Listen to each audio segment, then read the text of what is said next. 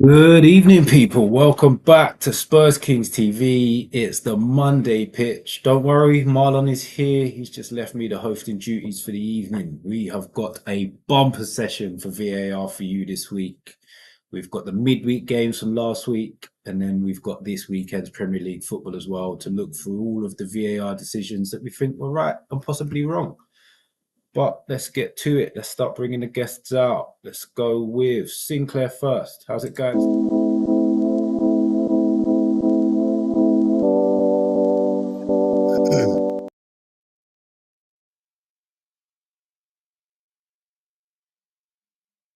Second live version.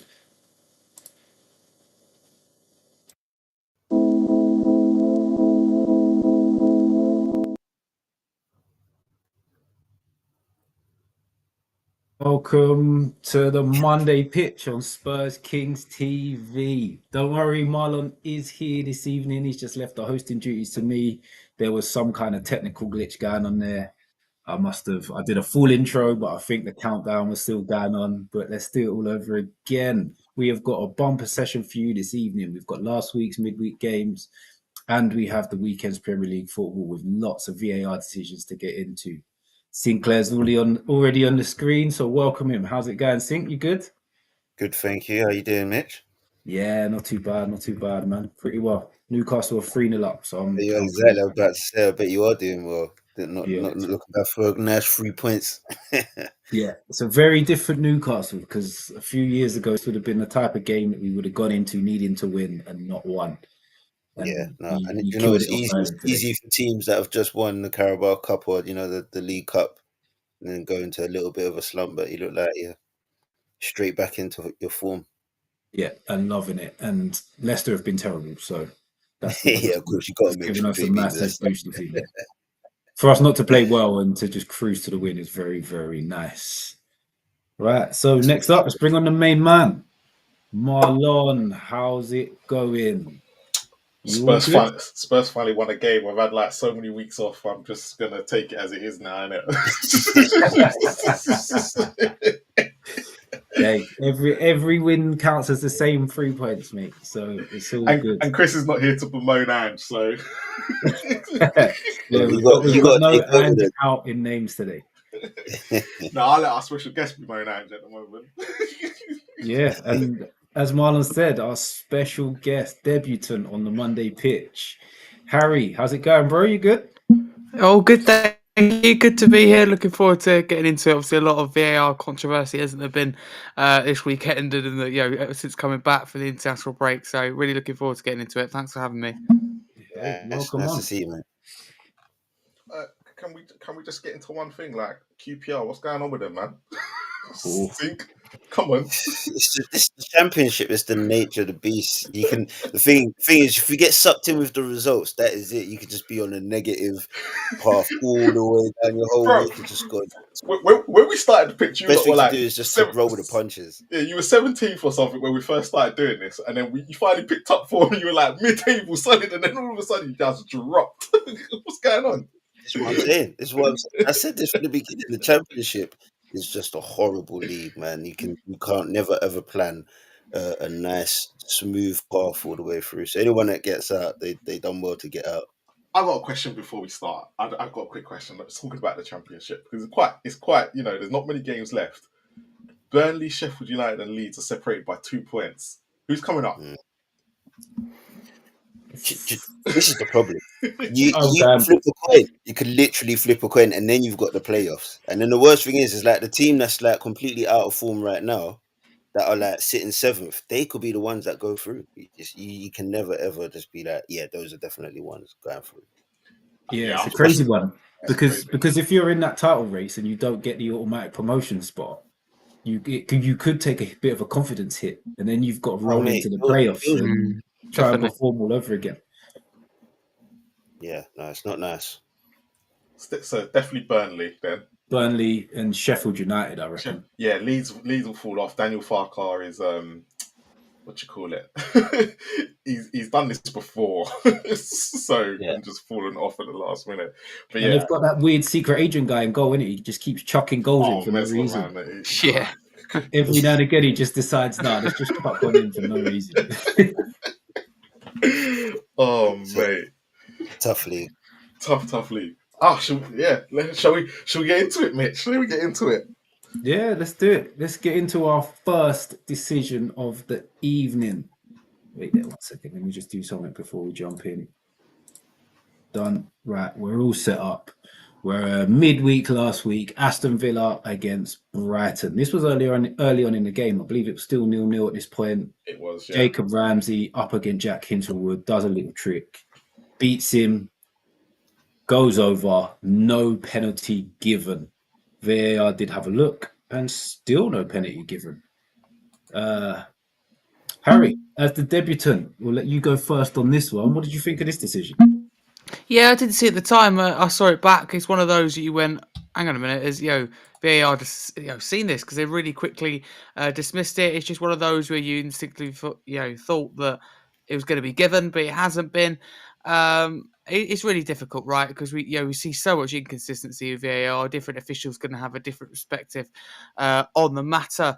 I personally don't have a problem with them not being given, but at the same time, we expect that decision next week. We know that, like as well, it'll be different. That's the problem here. But it's the trickery and turn of pace from Ramsey that has fooled Hinchelwood here. So for me, it's probably you lean on the side of it's a foul, it's a penalty. But VAR have obviously thought otherwise. I don't know if they've dismissed it so quick that they've not really looked into it, but I expected it to be given, but obviously wasn't been. But it didn't affect the game massively because Villa still went on to win comfortably. But it's not the point. It's probably is a penalty.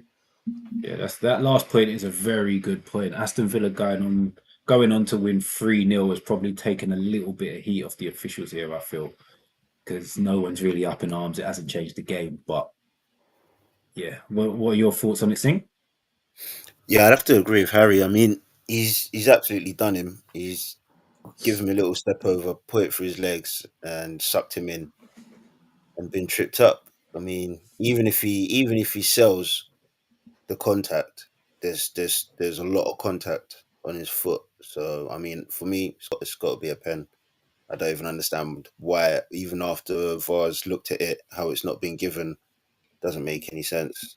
This one, it's actually quite a bad decision that they've got wrong. Okay, I feel Sink and Harry have probably cleared this up pretty well. But Marlon, have you got anything to add? You're going to come from a slightly different angle on it? No. I'm with them. Right? What I don't get is why the referee wasn't sent to the monitor on this one. I think out of everything that's happened in the last week, this is the most clear and obvious error that you're gonna get. Yeah, and it was exactly. clear as well. There's nothing about it. Like we'll get into his comments later, but Ange said about clear and obvious. This is clear and obvious. No one would have argued this if he had sent him to the monitor. They have really for them. This whoever the VAR ref is at the time. I don't get why they haven't sent to the ref and monitor. I really don't get it. But we are where we are. I think Harry's right. If it wasn't 3-0 to Villa, they've got away with one. They got away with one big time here because this was bad. Right. Do you feel that this referee's call is now starting to cause a few problems with these decisions? Because we're now seeing ones like this where the ref hasn't given it on the field, and they're using that as sort of a reason to not overturn it with VAR because they want the higher threshold and they want to stick with the referee's call and not re-ref the game. But they're saying, yeah, it should have been a penalty, but it's not enough of a mistake for us to give a penalty, which makes no sense really when you think about it. Yeah, I think that gives too much of a grey area, and then that grey area becomes subjective between different referees throughout the course of the season. And then what will happen is you'll have teams that will end up getting more negative decisions not go their way, and then complain about certain decisions that have gone against them later on in the season where it hasn't leveled itself out, and it shouldn't really. If a referee gets something wrong, there's nothing wrong with the fact that he's got it wrong or he's missed it. The speed of the game, his angle, his assistant, there's so many things that can stop a referee from being able to get the perfect position. Now, if the VAR comes in to help, that's the whole point of VAR. So we don't have these decisions where, you know, Luckily, it doesn't cost anything in the game, but it could and has done throughout the course of the season. Yeah. Yeah, it could have been a key moment in the game. Luckily, it wasn't. Yeah, definitely the worst decision. This will go down. I know a lot of people didn't talk about it, but this was definitely the worst decision of the week. Like I know we'll go through the others, but the others are more subjective. This for me is the whole point why VAR was brought in. Something like this, But compared to but you know what? If we can use this as a benchmark for the rest of the decisions that come up and see what happens to your decision. Yeah, because this I just didn't get. I've seen it again and again. I've like watched it a few times today when I was trying to get the image as well. I'm just like, how the hell are they not given this? This I don't get. Missed this. And I'm a fan of VAR. I'm a fan, and this one I'm kind of like, you've all messed up on this. Yeah, but it's not a problem with VAR. It's people operating it, because another crew, they might have pulled this up. Yeah, this is the problem. True. Yeah, exactly.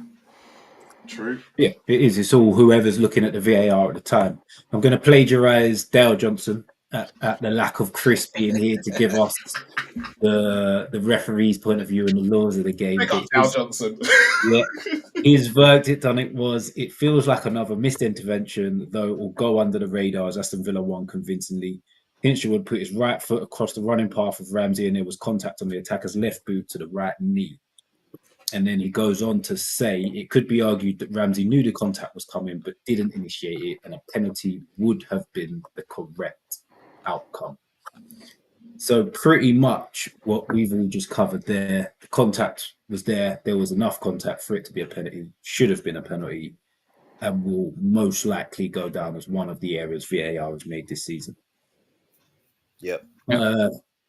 Moving on to slightly further on in the same game. Same player involved, Ramsey again, this time at the other end.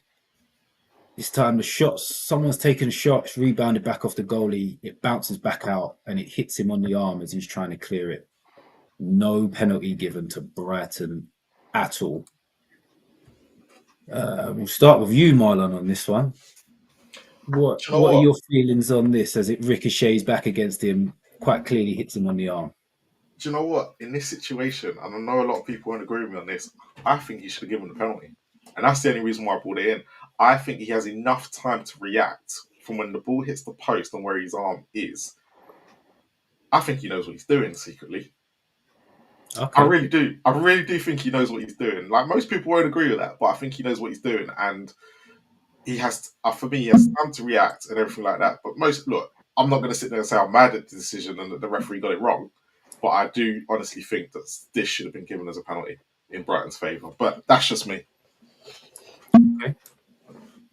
Fair enough. Harry, do you oppose what Marlon said there? I think that's a bit of a unique take on it, but see what the others say. I'd love to disagree with Marlon. He knows that, but I've got to agree with him on this one, I'm afraid. I'm afraid. Exactly. Big moment there. I think that, this is one that obviously his hand's in an unnatural position, and it's one of those that I think that he's just a slow reaction from the player. Totally with Marlon on that one. I thought at the time when I saw it. It was two decisions that have gone Ramsey's way that probably I don't think should have. I was very surprised that this wasn't given, but it's one of those that's really difficult. A lot of the time you think, okay, the ball's really close, and they haven't got that time to make that decision to react. But I think Ramsey does have that. The ball's not a hit at pace. He's further away from the ball. So it's one of those that is, if anything is going to be given, it's going to be this one. So I am with Marlon on this one. Okay. Whoa, that surprises me ever so slightly. You've got two in the same boat. Sinclair, how are you saying it? I'd have to disagree if I'll be honest with you. And just for me, I mean, you could look like where he is, just like giving him 6 yards to react to the ball ricocheting off the post. And the thing is, with the ball hitting the post, because it's round, it can bounce off at any direction. So for me, the speed at which the ball moved as well, and just because it's you don't exactly know which way it's going until it's moving at you. And if I remember correctly, looking back on the replay, I think he was trying to use his thigh to control it, but it obviously come too quick for him to adjust. He's a Premier League player, man. He's good enough. He's good Yeah, enough. of course he's a Premier League player. The question I got for you though is, if it was given as a penalty, does it get overturned? I doubt it. I doubt it. And if it was in Europe, I would be surprised if this is why I thought this is a great image. Go on, Mitch, because I thought if it was in Europe, 100% they give this this is a penalty. Yeah. But I've got to Premier agree League. with I would expect it as accidental handball. In the I've Premier got to League, agree with Sink. His body position is pretty much textbook for how it should be if you're trying to take a touch on your knee, and the way he skipped off the post has caught him out for me. I don't think there's any intention for him to handball there, and his arm hasn't gone towards the ball either. He's getting paid a lot of money, you know. He's super good at his job. Yeah, but I think you got to give some people benefit of the doubt in terms of, obviously you look at these elite players, it's catch you off guard. Yeah, he would have had to have Spider-Man like reactions to make sure he got his body in the exact position he needed to do what he was doing. It came at him quick. He didn't get his arm out of the way. For me, it's no pen. We're split 50-50 on this. Yeah. Unfortunately, we have no Dow Johnson verdict to rule us. This is what I saw, and I thought this would be interesting for all of us though. Because when I first started, I went, if that was given as a penalty, even against Tottenham, I'll open it up. Even if it was given against Tottenham and it was Jed Spence or someone along their lines, I'd be screwing that they didn't react in time, because it hits the post, and I get the rule. I get it. Everyone saying it comes in quick. But when you see the others, they're literally just there and they hit his hand. But with this, like you said, he's tried to think accidentally, because he's not been very good at what he's been doing. He accidentally then hits it against his hand, and it gives him. That's the point. You said the word accidentally twice, Marlon, and that means it should not be given as a penalty. No, because some accidents are sometimes caused by your own mistakes. And that's irrelevant. That's irrelevant, because if he hasn't done it deliberately, if he hasn't made himself bigger to get his arm on the ball, favor, man. That's the only thing. Like I said, most people won't give it, but I think if it's given as a penalty, no one argues against it. Yeah, I think they do, because I liken this to the penalty that PSG got when we got knocked out of the Champions League. Oh, shut up! I liken it to that. I don't feel it should ever be a penalty. Yeah, I agree with that. That was crazy. I think this is a little bit different. Yeah. I don't think there's much else he can do there apart from duck and not try and touch the ball at all. That's what you probably should have done. Yeah. It's a mad one, but we're going to have to leave it. We're split 50-50. That's it. Hung jury on that one. Right. Again, we're still in the same game. There's a lot going on in this game. There was a lot going on last week, weren't there? Literally. And this was, again, a little bit later on in the game, 55th minute. Brighton looking for a way back into it. Ball comes across, hits Matoma on his arm. I believe the on-field decision was it goal? Was it goal? Yeah, it was a goal. Yeah. And then it dropped to a Dingra. He put it in. Yeah. VAR checked it, and they ruled it out for a handball on Mitoma before it dropped to a Dingra. We haven't started with you on one yet, Sink, so let's go with you on this. Yeah, I mean, when you look at the actual replay, it looks like it hits the badge, and I thought the badge was the borderline of, if it hits your badge, then it's safe. And the thing is, for me, I just wish they didn't change this ruling, because in our day when we were playing, handball was top of the shoulder down to your fingertips. That was done. So this would be handball back in our day, so to speak. But they've modified the rule, and again, the modifying the rule is given a bit of a grey area, and it's not clear and obvious. So if we go back, now this one is not clear and obvious, whereas you look at Ramsey earlier on, that is clear and obvious, and it's like, what are they doing? How can they not be consistent? It's just a little bit frustrating, especially when you got the technology to stay in front of you. Like, it's not clear and obvious, so I can't really give it. Simple, move on. Yeah. Harry, what are you saying? Yeah, for me, I think it's the correct decision in the end, and a very good use of VAR. But it's one of those you just go, what is the on-field referee doing? Not to see it. From that image, it's very clear to see. I know obviously it does happen very quickly, a lot easier for us to sit here now and say it, but for me it is handball. It's one of those you go, okay, everything's going against Brighton in this game, as did the scoreline in the end. But I do think this is a correct decision. You know, it does lead to not directly, but it does lead to the goal. Obviously, Dingra put it in, as you say, in the end, but it does hit his arm. But I think Sink makes a very good argument about where it does hit, whether it's his badge or not, and it is all very confusing, as is everything at the moment with VAR. But in the end, I do think it does hit his hand. And I don't think Mitoma's got a lot to defend himself from that. It's just unfortunate. It's unlucky, but I think it can't stand. Okay, a split 1-for-1 at the minute, Marlon. Which way are you swaying on this? Do you know what? I'm between both, and I was really split on this because I agree with Sink and the whole clear and obvious. I don't think it was clear and obvious.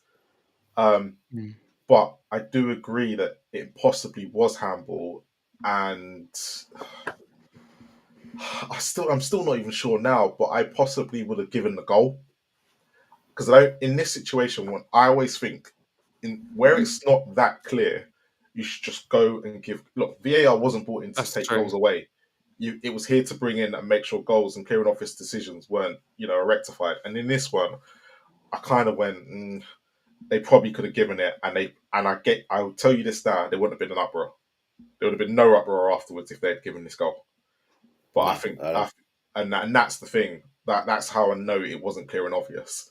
Where with the first one, because Villa won, if this game was a draw, that would have been the one that was highlighted, that penalty right at the beginning. But this would have been nothing. But if I'm going with it, it's one of those. It's probably the correct intervention, but I wasn't happy. But it is what it is. Yeah, I feel we're very similar on this one. I hate for this to be ruled out. Because as Sink said earlier, there's no way of telling it. His armpit is the line of where handball starts. So regardless of how long the shirt is, the badge doesn't really come into it. But there's no way of telling if it was above his armpit or below his armpit. This picture isn't definitive for me, and I look quite closely at this when I watch the replays back, and I don't think there's a definitive to say either way, which means it should really be left where it is. Well, we can all agree it's not clear and obvious. Yeah. And I think what they've gone with, yeah. What they've then gone with on VAR is that the ball's come over, Matoma's looking at it, and he's gone from a straight arm to a bent arm, and they've used that as him changing his body shape to make a play for the ball. And that goal would have changed the game as well, and the Brighton crowd got really behind that. There was a big reaction to that, so that to be disallowed is a big moment in the game as well. Yeah, it's a massive turning point in the game. If that goes Brighton's way, they're right back in it, and it's different. Yeah, potentially going to go on to try and potentially get a draw or even maybe a win. It's a frustrating one for me, but I think letter of the law, maybe they have got it right because he has changed his body shape to get something on it, and that's what they've gone with. We'll roll back to Dow Johnson. His fast 3 words are a correct intervention. With referee Atwell having to go to the pitch side monitor as it's a subjective judgment. If Matoma had been the scorer, any handball would have been offence and VAR would have cancelled the goal from the hub. It's just unfortunate that if Matoma passes it to someone else and then someone else gives it to someone else, it would have counted. because it comes from Matoma to I can't remember. Dingra, dropped to a Dingra, yeah, and he scores. It's kind of like, oh fuck's sake. From what they're saying, it sounds like if it had led to a goal, even if it had gone through a few players, that they would have ruled it out anyway. They can't have done. Oh, could they have done? Because of his arm. They only have to rule it out if the player who handled it then scores. They basically think on there, from what you're saying, is that they actually think he deliberately handled it instead of. We'll always go back to the Newcastle goal against Spurs because that was accidental. I was literally going to say the same thing. Yeah. That is more handball than this for me. Yeah. Wow, thanks, Mitch. It is. Been on Spurs Kings way too long. I would have been raging way more at this being disallowed than if they had disallowed the one for us in that game. But I would have been I would have been a lot more upset by it. I get it. But hey, these things kind of happen. It went our way. Sucks for you guys though, so apologies. Sucks for Ange, not me. Right, and we still have not got out of this game. We're still in the same game, people. We are going on to the next decision in the game. This is in the build-up to Aston Villa's third goal of the game. I'm not sure who the defender is, but John McGinn does his John McGinn turn, gets low, puts his body in the way, rolls his body, catches the player with an elbow, then goes down holding his face. Villa then break away, and about 8-9 seconds later, the ball's in the back of the Brighton net for 3-0. I think it was Marlin that scored the goal. Yes, it was. Yeah. Yeah, it's this is a tough one for me, but I see why we're talking about it. Harry, what are your thoughts? Have you seen this decision? Because I've actually had a few look for closer replays and can't find much more than stills. Yeah, I have seen this one. I did miss it back, seen it at normal time. So I refreshed myself on it today. I totally agree with you. It's one of those that is probably a 50-50. It's a tough decision. I think in the end, it's probably right to give the goal because we talk about this whole thing with clear and obvious. Is there enough to, to overturn? And I don't think there is. If you're a Brighton defender and you're Brighton in this case, is really frustrating. But if you look at it carefully, there isn't a lot of contact. He does go over a lot easily, as does every player in the Premier League for sure. But McGinn's got to be very careful because a different referee, different scenario, as I said earlier, then that's a foul, and that goal doesn't stand for Villa. All that good work that went into the goal. But as you said, it is a trademark move from McGinn, and he's a bit clumsy. But I think he probably does deserve to get away with it in the end. Not quite enough in it. But again, if you're Brighton, you see them. There's so many decisions they could have had but didn't have, and this is one of them that just hasn't gone their way on the day. Fair. Liking all of those points there. Sinclair, what are your thoughts on this? It's a bit of a unique one, this. For me, it's not a foul. But again, if it was given, you can't complain. For me, again, he has this technique where he gets nice and low. So if he's already getting low, he's already kind of got the advantage in terms of his arm placements because you don't expect it to be in someone's face or anywhere deliberately in anyone's face. And then also as well, he doesn't have that punching motion with his fist clenched. So it's not in terms of a deliberate elbows per se, but what he's doing is he's turning his body with the ball coming at him. So his arms move out. If you're too tight, you're going to get caught, and that's what he's looking for. He's looking for that contact. He wants to roll you, but at the same time, he doesn't mind if he leaves a little bit on you whilst you're, left on the turf, and he's running at your back line. But yeah, he's good at it. He practices it and he's mastered it. So you gotta be wise to it. Do you get tight or do you just let him have a touch and then try and step in on him? But either way, I don't think it's a free kick. I think he's just smart. I feel like we're going to go down a very similar route on this, that it's not going to be a foul. So before we roll on to Marlon, I want to ask a slightly different question because Marlon just nodded his head. I don't think it's a foul. No one on here thinks it's a foul. But my question is, it is a decent period of time before the ball goes in the net and the player has gone down with a face/head injury. There was one in the Newcastle game today as well, where the play went on for about 10 seconds when someone's gone down holding their face. I always thought that if it's a head injury, the game should be stopped anyway. Yeah. So from that point of view, as much as it's not a foul, but does anyone feel the game should have been stopped because there is contact with his head and he's gone down holding his head? So should the referee not stop the game before it gets too far, Mitch, where they're actually in a goal scoring position? Why are you throwing a curveball in? There's no need for that. It's a very good point, and I feel if you're down on the floor, that's where you're trying to sell it. Really, you're holding your head, trying to get the ref's attention, so he does pull it back. But let's put it this way. Okay, say the goal goes in. If he gets treatment on it, say he goes and gets treatment on his face, say he goes, everything. So the goal goes in, but he still stays down. He gets treatment on his face. I would say cancel goal. But if he gets up straight away and just carries on because he's trying to fake an injury, like they mostly would, keep the goal. Or as it probably happened, is that he probably got up straight after this and after the goal went in, so nothing was really wrong with him. The referee played with fire and he got away with it. Yeah, that's I a think fair so. point. It was the correct decision as well. Don't get me wrong; it was the correct decision. But on this note, it's kind of one of them because there's so many people diving into the game today. It's difficult. Yeah, But that's the thing. If the physio comes on the pitch, are you asking the referee? Yeah. I'll be like, is he really hurt? Oh crap! I'm going to make a decision. Yeah, but for me, once the goal's gone in, I don't think you have any chance of overturning it because there is no foul. So it has to be a ref. The ref stops the game before it gets to the goal scoring opportunity part. So McGinn's turned him. He takes 2 or 3 yards. He realizes a head injury. He then stops the game. Once the ball's in the back of the net, I don't believe anything can be done, regardless of whether he's lying down, he's bleeding, or anything. Well, yeah, because it's too long between the play, possibly because There's no infringement. There's nothing. He hasn't done anything wrong in the law for them to overturn it.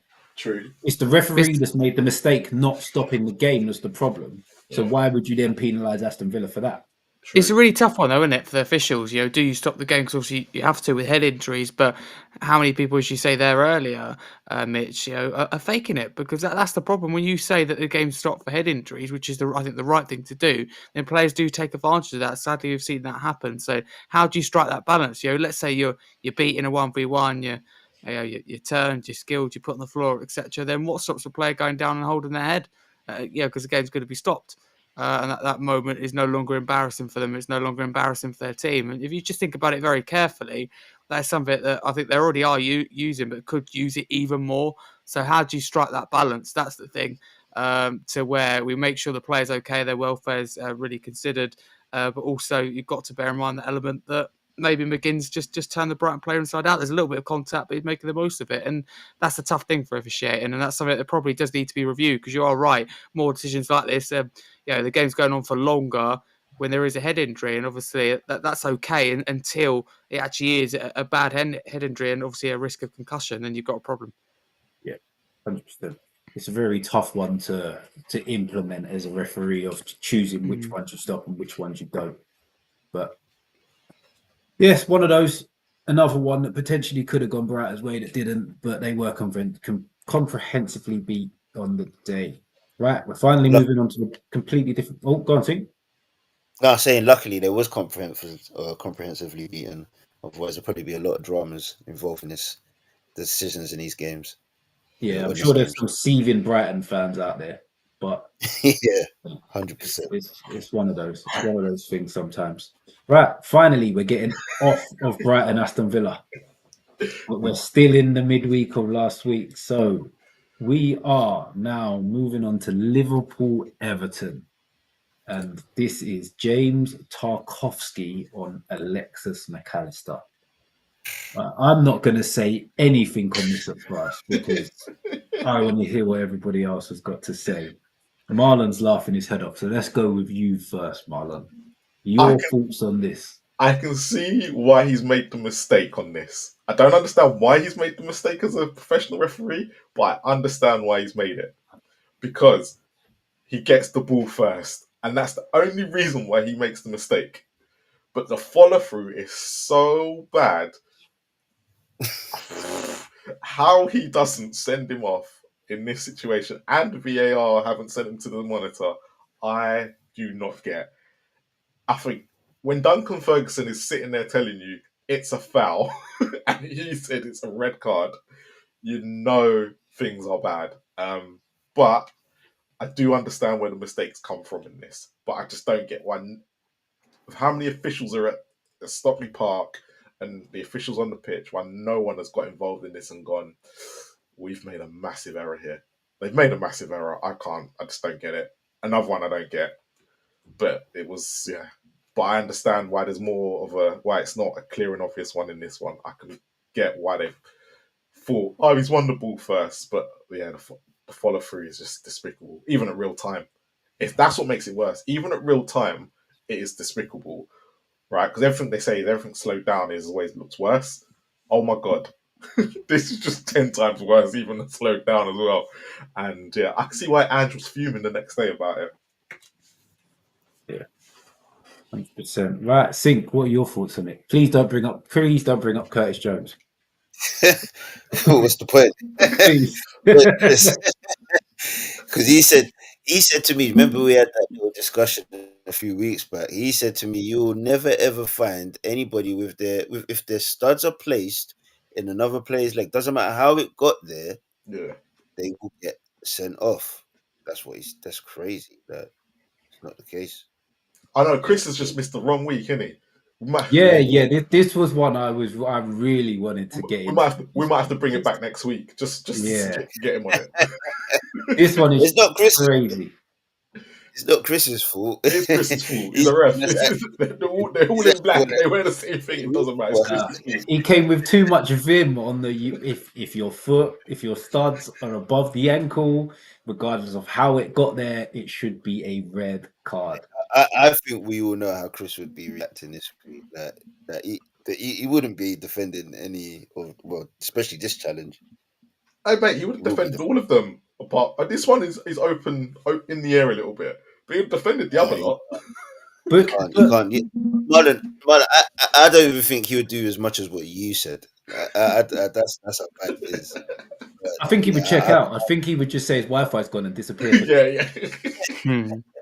He wouldn't want to comment on it. But Harry, what are you thinking on this one, H? I want to hear your thoughts on it. See if it adds anything different to what's been said already. Yeah, not really. I think that I share in particular how both of you, but in particular how Marlon views this one. It's weird that it's been missed by the referee, but that's the whole point of VAR. So the fact that it hasn't intervened, it hasn't sent the referee to the monitor, it hasn't even made a decision itself to instruct the referee to send Tarkowski off is outstanding. And he wins the ball, yes. And if you watch it normal time, you just think, oh, okay, that's a tackle and a half. You don't think too much of it, but it's when you see it back and it is horrifying. And I hate it, when you win the ball and then you're punished because of the follow through. But in the modern era that we're in, it is a red card. That's what we see, and we can't start saying this isn't a red card. I've never seen a follow through quite as bad, if I'm honest with you. And there's been a few this season. There's been a few in the past since VAR has been introduced. It's been bad. This is probably the worst I've seen, if I'm honest with you. It's with 2 feet. It's incredibly high, and I'm just surprised that they've missed it. Really weird, because usually Liverpool they love giving them decisions as well. It'll be funny. So I'm really surprised that this one's gone massively under the radar. Yeah, and just to roll back to the plagiarizing Dow Johnson thing, looking through everything he's written over last midweek and this weekend's games, all of it is like what happened, the decision, the verdict, and then at the bottom it gives you what does he call it? He calls it his verdict. So normally you get about 8 lines in each section. This one is paragraphs. And the angle they seem to be coming from is, yes, it's a horrific mistake, but this happened and that happened. And then they revert back to different decisions. Like they talk about Lewis Skelly's one against Wolves, like it's even anywhere similar. What? And then they start talking about there's an instruction not to sanction a red card if a player has caught the opposition with a natural result of a kicking motion. So a player could make a clearance or take a shot and make high contact, and that's deemed as unavoidable. They just make it confusing, don't they, for themselves? All these rules. It's just but this is what I'm trying to get at. What it seems like what they're trying to do is not say that the correct decision was made, but they're trying to brush over it by just adding a load of other nonsense. So that by the time you've got to the bottom of it, you've gone, right, they've made a mistake, but you've just got with a load of nonsense. They've got me with that.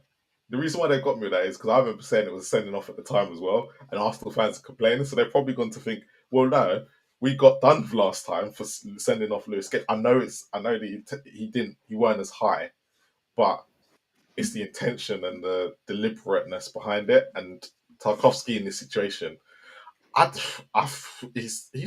that follow through, and I just don't get why they've just not given it. He's out of control. He's really out of control, and this goes back to Curtis Jones. He's out of control and it's endangering an opponent. So they completely messed up. But this whole trying to muddy the waters thing is bonkers. Listen to this little passage here. He said, what's more noticeable is the number of times serious foul play has been involved with Tierney. Out of the 10 missed interventions this season, and then it goes on to say there was 21 missed interventions at this point last season. Why do we care?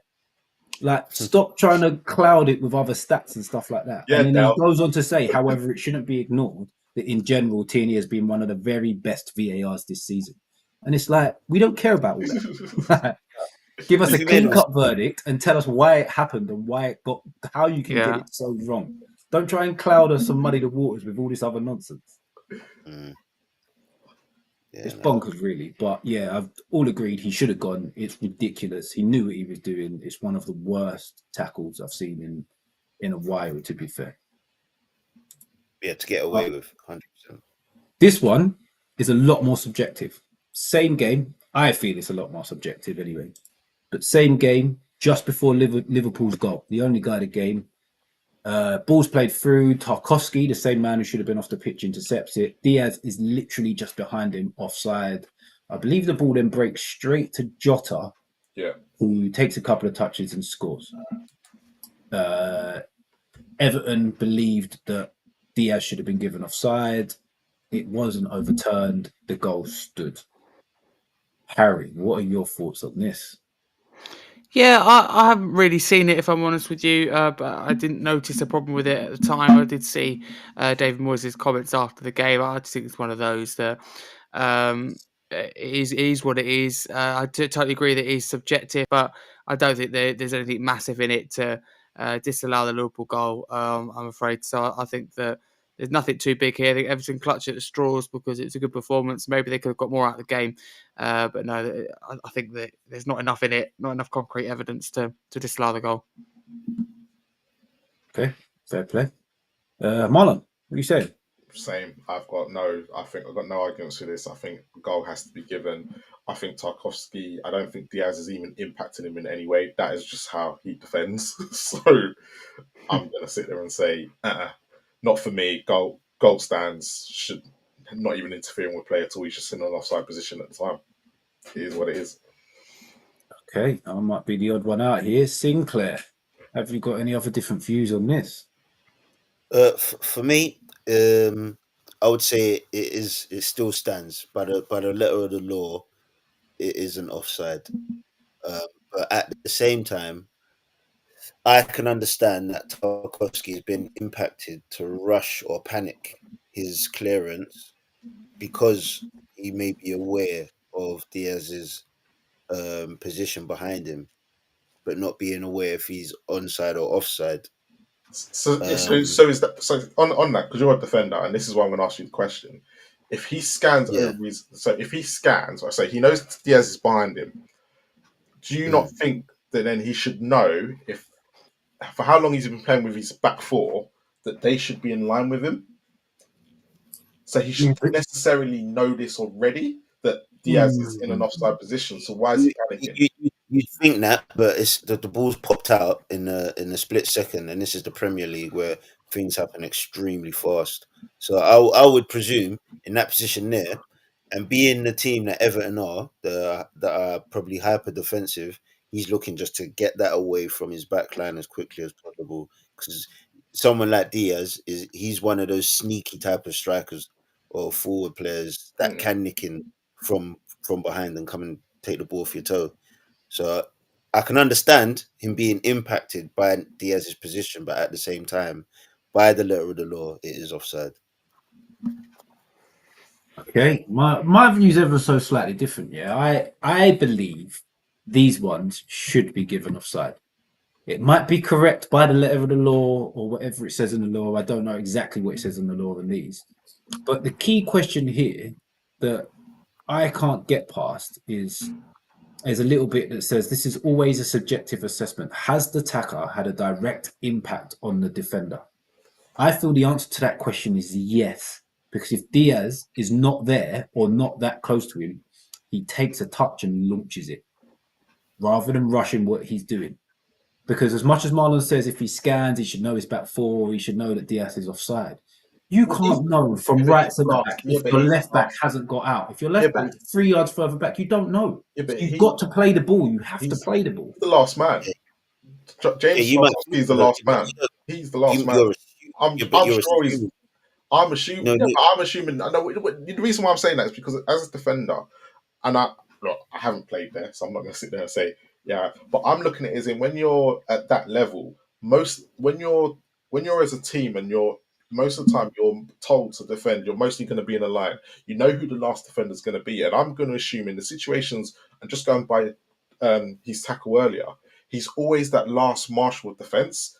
So for me, I think he already knows he's back there, so he knows he's offside. So why is he like for me? Why is he panicking in his head in that situation? He shouldn't be panicking anyway. The ball's I coming to get him. that. I get that, but for me, if for Diaz to not to be that close and not be interfering, he has to just sort of stand and not do anything. He's still moving towards the play as Tarkowski goes to play it. So he's gonna panic ever so slightly. He's gonna just want to get rid of the ball rather than slowing himself down, taking a touch, and then getting rid. So Mate, for I, me, that is an I don't. interference in play. if that's Ledley King, that ain't happening, mate. Maybe, But maybe. you can say that about a That's few defenders. If it's Rio Ferdinand, if it's Jonathan Woodgate, if it's Virgil van Dijk, Even potentially they're going to take a touch regardless. even if it's Fabian Schär, man, he's smart enough. We know. I just think it's Tarkowski. He's panicked. Yeah, Him and Michael Keane are just them sort of defenders, man. yeah. To be fair, he's going into a 50-50 slide tackle with no one here. With But nobody there. I think uh, it's before it's going. I think what he's done here. I think he's stretched for the ball because of the where it is anyway. He didn't want it to go past him, yeah, right? So I think he's been caught in a situation no matter what. And then he lays it straight to Jota. yeah. I believe. So in that case there, if he doesn't I want it think to go past, I I think don't he think does he that. knows. I don't think he knows. I don't think he knows that Diaz is offside because then you wouldn't care if it goes past you because he's offside. I don't think he. To be honest, I don't think he even knows Diaz is there. No, I think he knows 100% he Diaz knows is there. Diaz is I there. don't think 100% he does. He knows Diaz is there, but he doesn't know if Diaz is offside or not. That's what he doesn't know. Well, for me, I think his scanning needs to be a lot better in that situation. Mm. Yeah. Okay. No, I agree. I just wanted to come from a different angle. I feel these should be offside. I understand why they're not given and why people say they're not interfering, but I would say this is an interference with play because I will guarantee that Diaz, as much as he's not made a play for the ball, as much as he's not touched the ball, I will guarantee he's made some kind of noise to put off Tarkowski. Because every striker I've ever played against does the same thing. Even if they're not going for it, they'll go rah or something like that in your ear Even just to try and put you off. no, but that's the thing. Even if he doesn't, right? Like Tarkowski's left him in that space, innit? To Yeah. get back into the defensive line. So he's aware that he's in his space. Yeah. Okay. Right. Again, we are struggling to get out of games today because It all happened last week. It all happened in one game. That's why. Not two. crazy. We're still on Liverpool Everton. We're a little bit later in the game. This was a very weird passage of play for me. So the ball's gone over the top. I can't remember what decisions got, but the game stopped about 5 or 6 seconds before this happened. Yeah. For some reason, Nunes and Pickford decide they want to play their own little game. It gets into the box. Pickford goes to, I don't know what he's trying to do. I don't even, it looks like he's trying to clear the ball ish, but he's just whacked Nunes.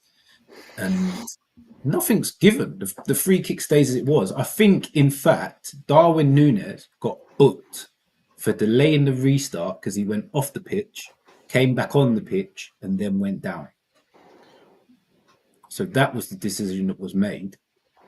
Whereas a lot of people are saying Pickford should have been sent off for the way he swiped because it looked like he just went to kick Nunes.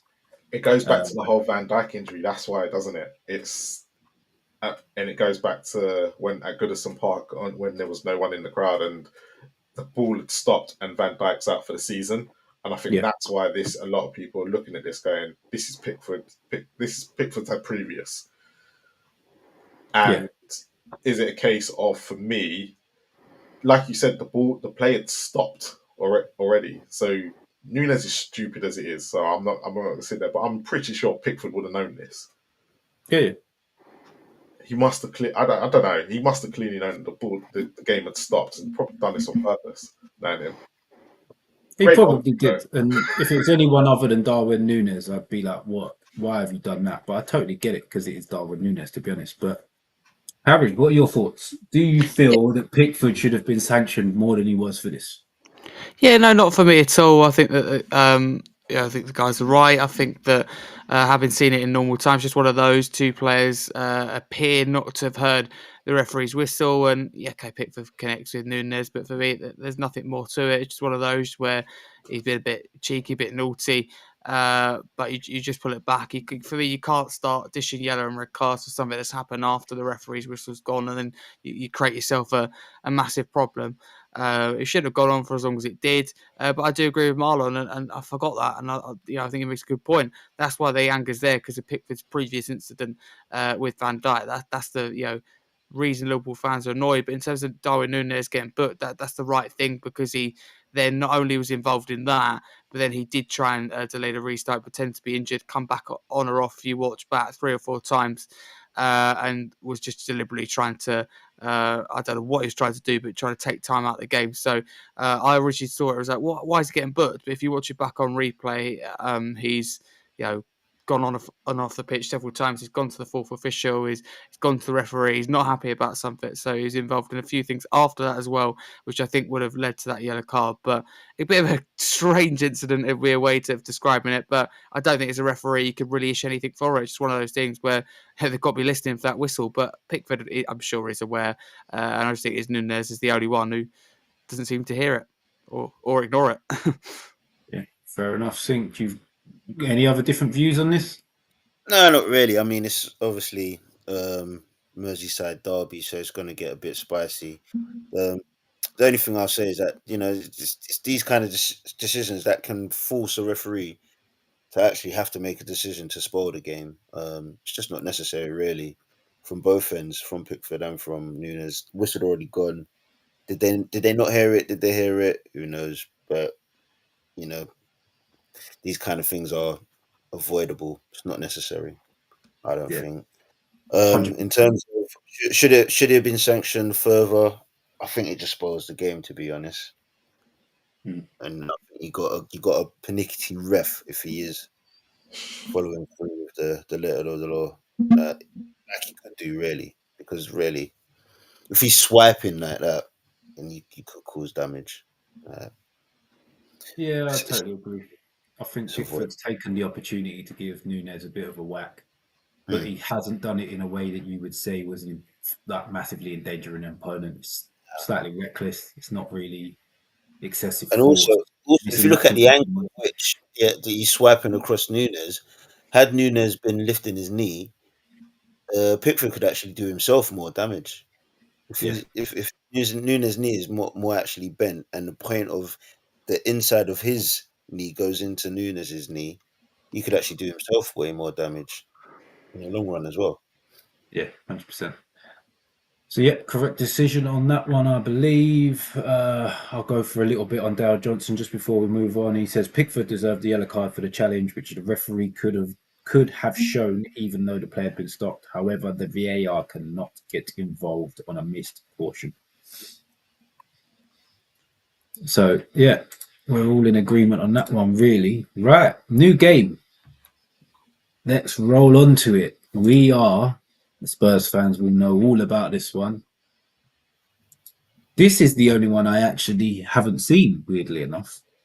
What So you haven't seen that Ange Postecoglou outrage? Alright. no, no, I And haven't. so I haven't. Spurs. I haven't. So I'm going to have to roll over to one of you guys for a little bit of an explanation of what's gone on here. To be fair, who wants to take this? Marlon, Sink, Harry, one of you? Sink has to go first. He's the non-Spurs fan here. But just so I got clarification, is this when Saar scores? This is when Yeah, Sar scores. Yes. Yeah. Okay. Well, I mean, for me, it's very unlucky for Saar.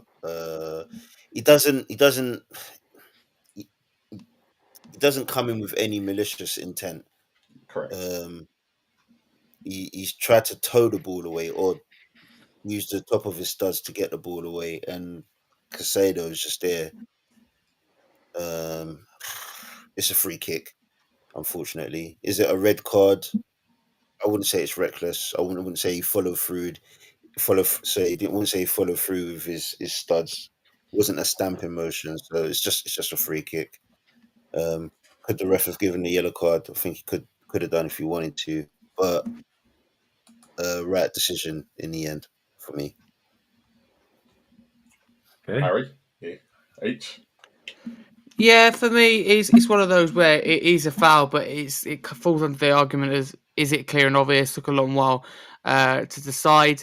There's no contact whatsoever with the ball. There's contact with the man on the knee. It is quite soft, so it's a difficult one. And I think if you didn't hear anything, Andrew makes some really good points after.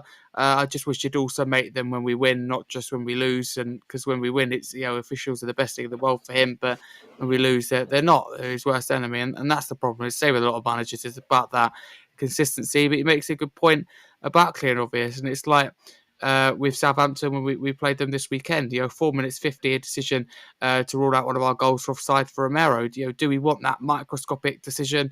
Should it take 5 minutes? I don't think so. Well, semi-automated offsides come in, don't they, this weekend? I think in the Premier League, which is absolutely massive and will speed up that process. But this SAR's probably slightly hard done by, but at the same time, we deserve nothing from the game. I know it should influence the decision, but Chelsea were clear, so we didn't deserve anything from the game anyway. So I wouldn't say that we were robbed or anything.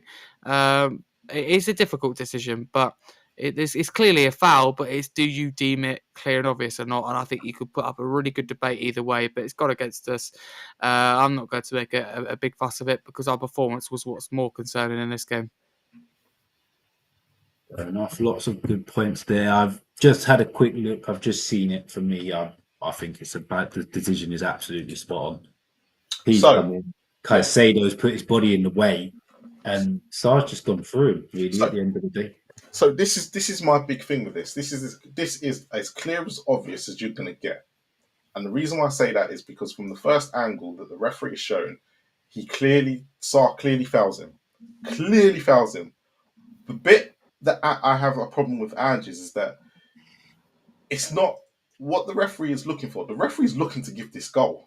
And I don't understand why. I think it's because of the way the game was going. But this was so clear and obvious that within the first 30 seconds, I think all of us could see, you just quickly had a look at it. It's a foul.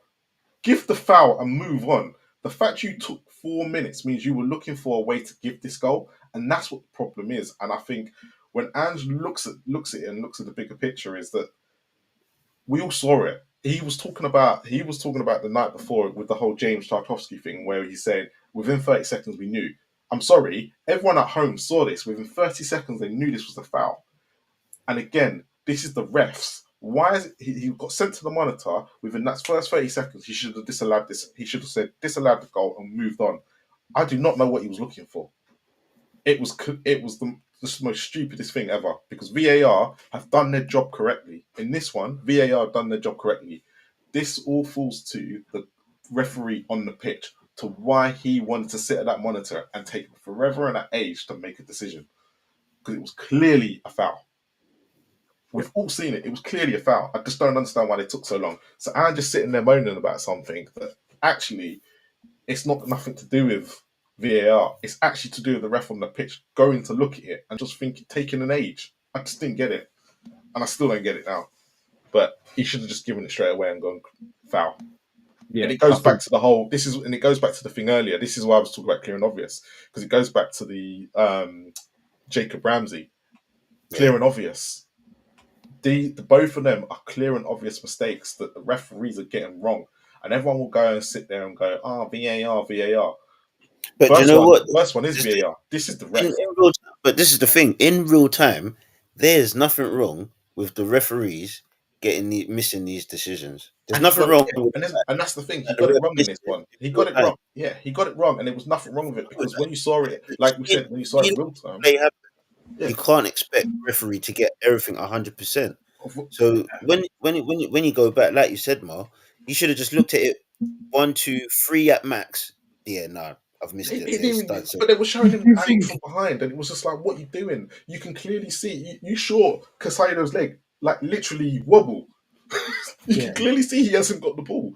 I just Do don't you think understand. this could come down to the fact that maybe that I'm not sure who the referee was? Do you feel it could come down to the fact that he's under pressure and he's looking for a reason to not say that he made a mistake in the first place? I no, And because he's taking more and more time to try and justify his original decision so it doesn't look bad on him that he's made the initial mistake. I think the problem was that they took so long on the offside goal. Was it who scored it? It was Chelsea? Yeah, Chelsea scored a goal Yeah. which was offside, Yeah. and they just took so long. But that's not down to him. That is down to VAR. Yeah. As the rest of the game goes, he actually, to be fair to him, he refereed it okay. But after this I moment, don't mean from this game. I mean from previous games. oh, Because I'm sure Chris has said a few times, I might get this Maybe. the wrong way round, but I'm sure Chris has said yeah. it's I didn't think of better that. to give something that you think you've seen Yeah, than to miss something. And I'm sure that's what he said. It's better to you think you've seen something and you've given it than to completely miss something and not give anything. I'm sure he said that on here previously. And the second part of that is what's happened here. He's missed something completely. And he's trying to look for a way of getting away from the fact that he's missed it. Maybe that's why he's taken so long at VAR. maybe, but it wasn't necessary. But things like this, I'm all for VAR just going, actually, that's a foul. Disallow the goal. Don't even go to the screen. Like, there's nothing subjective about it. It's a foul. It's not a goal. Give a free kick to Chelsea. Simple as that. Yeah, 100%. yeah. There's no need for him to go to the screen now. I don't care if people want to call it re-refereeing the game. If you can make the decision from the booth and take away a few minutes of time, then just make the decision in the booth. Like, But yeah, But I think everyone, even in the he booth, and yeah, especially in the booth, they're scared of making the wrong But decision. even then, he saw, you could clearly see within the first 30 seconds, and this is what I always say: if you can clear an obvious decision, should be something you can see in the first 30 seconds. If Yeah. it's not, if you can't see it in the first 30 seconds, no matter if it's right or wrong, it's not clear and obvious. Go with the referee's decision on the pitch. Yeah, yeah. It's that And the simple. three we've had today, this one, James Tarkowski, Yeah. Ramsey penalty. The first time you watch him, you're like, Two angles. You need two replays, and this is the thing I really get when, and it really grinds my gears when people go on VAR, VAR. No, VAR is doing exactly what it's supposed to do. It's giving us that instant replay. It's the The problem operators. is the operators behind it then going, oh, look at this, look at that. I don't know what I'm doing, and you're kind of like, well, we can all see it. Why can't you? But then they want to bring all the rules in behind it, and you're like, but sometimes it's about being clear. All it wants you to do is be clear and obvious. Offsides is different. Offsides is totally different because that is, at the end of the day, that's factual. But with something like this was clear and obvious. 30 seconds, done, move on. 100%. yeah, totally agree. And Right. and then Ange won't have to cup his ear. By the way, And to be fair, that is shameless. I could not believe he has done that. It's embarrassing. Goal to be disallowed. Why did you do that to your own fans in the first place? but Two, like everybody knows in today's day and age, don't But celebrate. he didn't even acknowledge it after. He tried to backtrack and find other excuses. Well, You even the league, it's embarrassing. But this proves something to everybody, and I've always said this: if the emotion of the game is there, everyone always goes, "I've stopped celebrating goals." No, you won't. If the game is on a knife edge or the game is that emotionally invested in, you will celebrate a goal. You always will forget about VAR. You just take the double celebration, and I've always said that. I'll always celebrate first, and then I'll worry about VAR later. Yeah, but then as a referee, as a manager, you've got to be above all that. Oh yeah, you have to be. You have to be above all that. Right? Otherwise, you're going to in your face. And Saar literally said, "Yeah, I do." Bless him. Look, his boss on Monday already said he knows better than the fans. So Ange thought, well, I'm doing the same thing. Yeah, your man is a joke. That's all I'm going to say on that. To be fair, Different conversation. He's an absolute clown. But something to maybe cheer you Tottenham fans up ever so slightly, from one that went against you to one that went against Arsenal. This one, from the first viewing of this, I've had some very strong views on it. So I'll be interested in what everybody's got to say on this one. We'll leave the Tottenham fans till last. We'll start with Sinclair. What are your thoughts on this? The equalising penalty for Everton against Arsenal, foul given against Lewis Skelly after a little bit of a 6 of one, half a dozen of the other outside the box, and then he brings down Harrison. I think a couple of things. I think his reputation precedes him. I think referees are gonna jump at any opportunity to give a decision against him at this moment in time. His name's in the limelight. I think he draws that kind of attention, which is unfortunate for him. In terms of the actual decision, the actual incident, it's very clumsy from him. And you know what I'd say. If you allow the question to be asked, then you know what I mean. If the ref gives it, you can't complain. But at the same time, they've brought in this is enough contact or the level of contact, and I feel like Harrison is, you know, diving, to be honest, by the end of it. And is it a pen? I don't really think it is a pen, to be honest. And if I'm looking at Ramsey, it definitely is a pen. If we're basing it on two, Ramsey, that one wasn't, and this one is. It's night and day. It's night and day in terms of which one is clear and obvious and which one isn't clear and obvious. Wait, so you're saying you would say Ramsey's more of a penalty than this one that we're looking at? Oh yeah, 100%, 100%. That's what I would say. But at the same time, Lewis Skelly has allowed the question to be asked. So you know, what I mean, the referee has now got a question to answer, and if he does give it, can't complain for being clumsy. But at the same time, Harrison for me has sold it. He's gone down a little bit easy. Yeah, not, but that's just for me. Okay, cool. We'll jump straight to Harry here. Do you agree with Sink, or have you got ever so slightly different views? Yeah, I think so. If I want to see, I think it's quite soft. It's quite harsh. But at the same time, I totally agree. Lewis Skelly, doesn't cover himself in glory. Let's say doesn't go about it in the right way. He's quite clumsy, and it's quite silly. Doesn't when you get away with little niggles, little fouls, and players are usually good at covering up. I think comes as part of the inexperience. But I totally agree with the comments. Refs have given Arsenal nearly all those 50-50 calls for the last few years, and some of the Spurs bias probably comes into that, but I feel like they've got every decision. I think they play the victim a lot, but in this case, it's probably harsh. But I'm not going to be the one complaining. Everton have got a draw. Arsenal have dropped points. Lovely, but Lewis Skelly shouldn't even allow or entertain a decision to be made here, because it's one of those that if the on-field referee, again, how many times are you going to say this, but he doesn't give it, then I don't think VAR gets involved to give the penalty. So that's the problem we've got here. And I think we've got to really look at when does VAR intervene. We need the whole conversation, I think, again, about clear and obvious. I think they need to sit down and decide, because it's really difficult, because we're just often going with what the on-field referee says. I feel like we've gone from one extreme to another, overturning everything that the referee's given, to now not wanting to tell the referee they're wrong. Okay, a lot of good points there. A lot of good points. Marlon, you got anything more to add?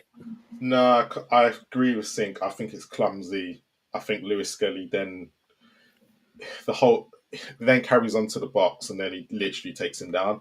It's a penalty, but I do believe if it's not given, it doesn't get given as well. They won't overturn it, but I believe the referee's made the right decision, the right call. And Lewis Skelly's, at the end of the day, his reputation starting to precede himself, because he's doing this quite a bit.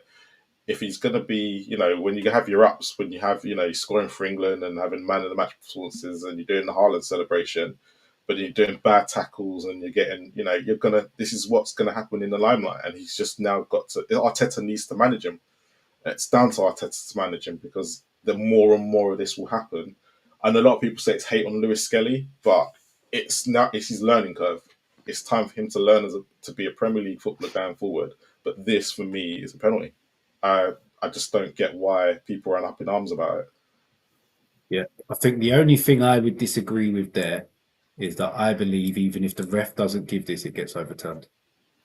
I'm not sure it does. I think they would have gone with the referee's decision on the pitch. I think it's still a penalty. I think it would have been one of them people would have been going, no, it's a penalty, but I don't think they overturn it. I can't see how it's not, but I don't see how anybody is even really arguing this one this month. I'm in the same boat. I'm in the same boat. I just think the referees will not overturn. I think in this situation, if he hadn't given it, I don't think they overturn it. I don't think I it's actually clear and think they obvious. do because he fully falls on his leg. I know. And that's what brings him down. The first bit is 6-1 half of the Dutton. Arsenal fans saying it should have been a foul on Skelly in the first place or it's outside the box. Bollocks. That is a completely different situation. Yeah. When Skelly then falls down and wipes out Harrison, that's where the penalty is. And I think that's stone wall for me. I don't think there's any question about it. And the other thing that goes against Skelly is he initiates the contact. Yeah, Instead of just going and winning the ball and clearing it, he tries to use his strength and his anti-press ability or whatever the hell you want to call it that he keeps trying to use and getting caught out. Tries to use it here, fails again, the same way he did against West Ham when he got sent off. Just go and clear the ball like a normal defender. it's a soft penalty, isn't it? I think that's what the problem is. It's quite a soft penalty. But I don't think it's soft at all. But I do think it's a foul. I don't think it's soft whatsoever. He gets himself in a terrible position, falls over and saw it brings the straight man down away. when he's clearing on goal. When I saw it straight he away, doesn't make any contact with him once he's fallen over. Yeah. Harrison's got 3-4 seconds to make a decision and get a shot on goal. It's a clear penalty for me. Yeah, I saw it straight away and I said it was a penalty. I didn't even flinch, and then when I saw it again, I was like, "That's just clumsy." And I just went with Sink. He's made the decision, and the decision's not gone well. You just don't put yourself in that situation. But before we carry on and before we get to the next point, H, you need to go, don't you? Yeah, thanks so much. Really enjoyed it. Thank you very much for having me. It's been great fun. No worries, H. Thanks for coming on, bro. Good to meet you. All the best. Thank you. See you soon. Take care. Thanks. Bye. Cheers, guys. Right.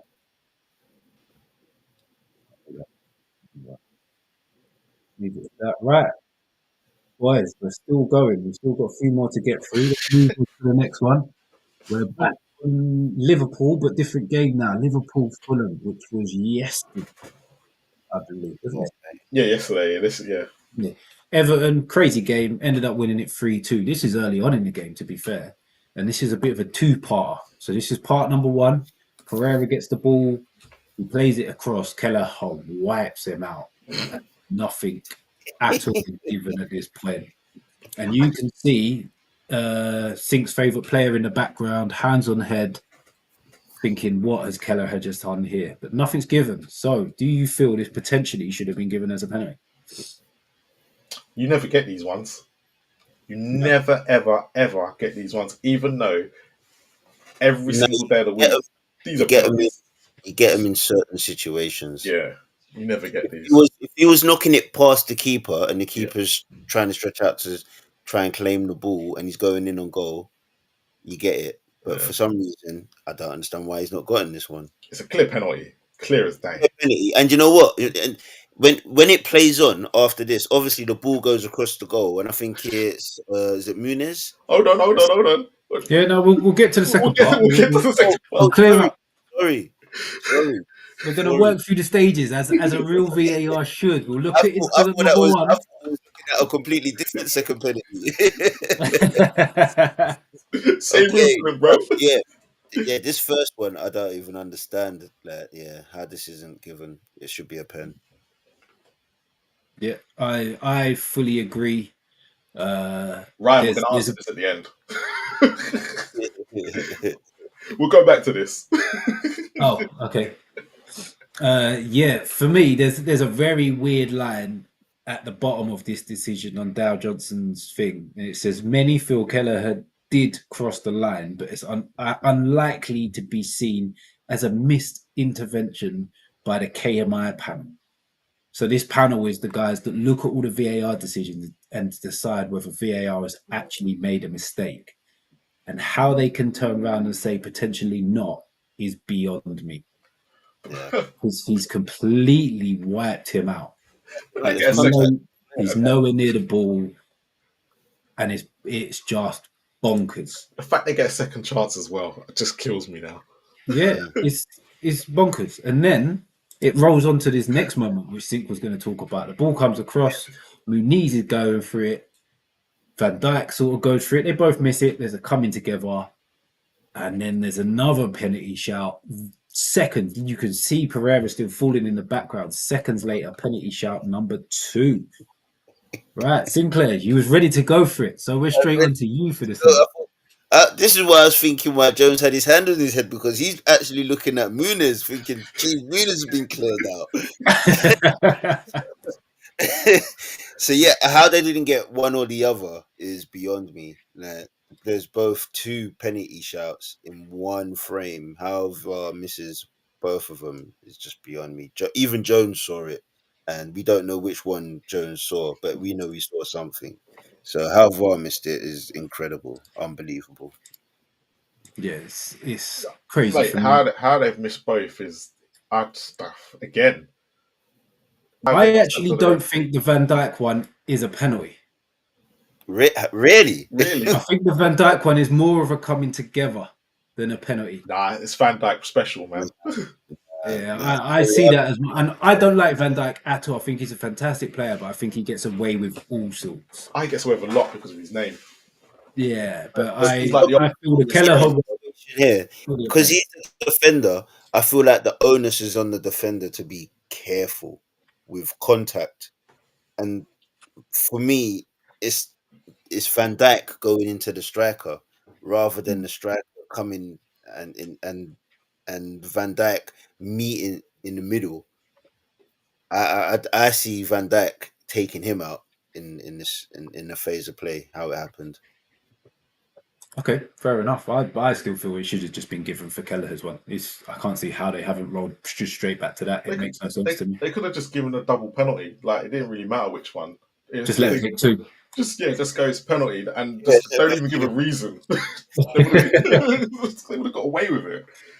Yeah, I literally could have just said you could pick either decision. It doesn't matter. Just give a penalty. You know, it's like they've had like 14 days off the Premier League refs. Admittedly, okay, they did the FA Cup and just completely went to shit for the week. Yeah. It's like, what are they doing? It's like they've been rusty. It's like when you give the players a little break, they come back rusty. The refs have come back. They're not in their flow anymore. Yeah, Liverpool definitely showed that yesterday. 2 blatant pens. Don't know how they missed it. Yeah, bonkers. Absolutely bonkers for me. As much as I don't think the second one's that much of a pen, the first one definitely is. Right, new game. On to the next one. We have got a few more to get through still. We are now Crystal Palace, Brighton. Game ended 3-0. There's 3 wild decisions here, to be fair. I can't actually... Marlon might have to help me out with the middle one here, but... So, Gahey. Gahey's the middle one. Gahey's the middle one for his second. Is this his first yellow? So Nketiah's his second. All of them are their second yellow cards. Every single one.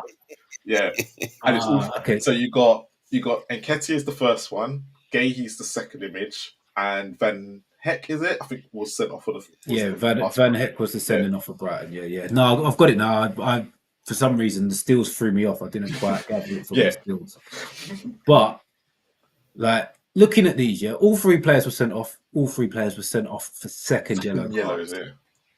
I feel that all 3 of them are on the cusp of potentially still being straight reds, regardless.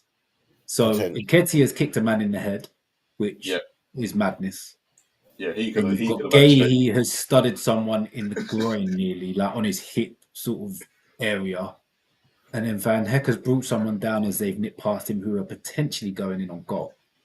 It was just an 18-minute of madness, though, because the game before that point, I know Crystal Palace and Brighton is a big rivalry. Don't get me wrong, but it wasn't that kind of game. It wasn't that kind of game. And then all of a sudden, it's like the goals went in and they went, okay, here we go. And they just couldn't. I couldn't believe it, especially for second yellows. All of them. What decisions were they making? Nketiah was only on the pitch for 15 minutes. Yeah. Just like the 18 minutes of madness. Yeah, it's crazy. 18 minutes of madness. I couldn't believe it. I just watched it and I was like, bloody hell. But for this, in this situation, you have to give whoever the referee was that day, absolutely, and VAR, credit where credit's due. They refereed this one very well. And a lot of people probably it probably spoiled the game. But when you look at the decisions they had to make, every single one was justified. Yeah, those are all correct. I think Gahey's first yellow card may have been a bit, So but the rest of them, yeah. And it Ketia might have could, been booking. It could have been a debatable booking. yeah, But what I would say is, I would say Nketiah is slightly unlucky just because of where the ball's coming from and where the defender is in terms of where he's trying to head the ball. I say he's a little bit unlucky, but he's again you got to be careful. yeah, The other two, again, it wasn't like I said, it was a very committed game. yeah. They've had The, worse games between the both of them. They've had yeah, literally yeah. In like terms two of coming aggression, together. it wasn't aggressive at all, No. really and truly. But the game was really competitive. Both teams were going at it, and I suppose at this point in the game, Brighton were really trying to get back into the game, and I think once the first red went, I think Brighton were trying to really get back into the game, and obviously a little bit too Well, overzealous. yeah, because they had literally what? How many minutes they were playing against 9 men, weren't they? Yeah, So they literally had It was time, close and to like plus 12 as well, something yeah, crazy like that. yeah. Went just on for a crazy long time. I think But Gahey either got sent off in the 88th or the 89th, or was it 90th minute? I can tell you in a sec. yeah, I let think me have a quick. right at the end of the 90th. Yeah, I because think. it was all towards the end. Like that's why I said it was like it So was such man. Nketiah went off on 78, and Yeah, Gahey went off on 90, Van yeah, Hecker went off on 90 96. plus, yeah, 90 plus 6. Just Yeah. So madness. yeah, so a bonkers end to the game. But like we've heard previous weeks, even earlier on in today's show, that normally studs anywhere above the ankle, Mm. regardless of how it gets there, they say red card. And And he's we're jumping. looking at Yeah. two here where one stud to the head and one stud to the hip. And yes, they've both been sent off, but they've both been sent off for a second yellow. Do you feel they're a little bit fortunate not to just get the straight red? Again, like Nketiah, I would say he's not really one. He's not. I don't think he's aware of where the defender is. Yeah, he's looking at the ball. You can clearly see Yeah, But it. then out of the ball. how is that much different to what happened in the cup game a few weeks ago when Mateta got done? Because the goalkeeper can see everything in front of him. He's Mm. got the ball, the striker, everything's in front of him, and he's just been completely out of control, reckless, and he's caused harm to Mateta. Whereas this one, he's looking at the flight of the ball. He's not aware of where the defender's coming in, so he's been punished for being careless, reckless, and been booked. Mm. I think we'd have to go on board with him on endangering an opponent as well, to be honest. Yeah, but, and that's the thing. If he probably caught him in a way where he's cut him and he's required stitches, then I think it would have been different. Or if he's caught him in a way and he's caused him a concussion, then I think it'll be different. Yeah. Okay, fair enough. Well, crazy game. All three got sent off. I would have liked for both of the Palace boys to get straight reds because they would have missed our game against us midweek, which would have been lovely for us. But so be it. We'll miss the weekend. They're back for the game against us. No worries. Right, we're back onto a Tottenham game. Tottenham Southampton. Early yesterday. This one is Aaron Ramsdale, everybody's favourite villain. 4 relegations. Yeah, he's gone from relegation to a very good Arsenal team at the time, and in potentially on the borderline of playing for England to yet Nah, another Arteta knew, relegation. man. Arteta knew what was going to happen if he kept him for too long. To be fair, at the time, I said very similar.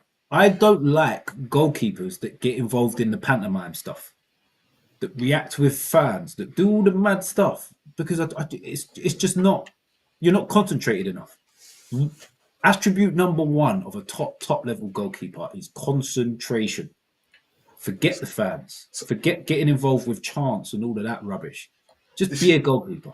This is why when Arsenal signed Raya and all the Arsenal fans were all crying about it, I was just like, why are you crying about Ramsdale? Raya is 10 times the goalkeeper. And I know he had a shaky start, Raya, don't get me wrong. But Ramsdale then came in against West Ham and proved the exact reason why he's crap and why he's got 4 relegation under his belt. But, Arsenal fans think they know better. So each their own. Yeah, they'll always find something to whinge about. Yeah.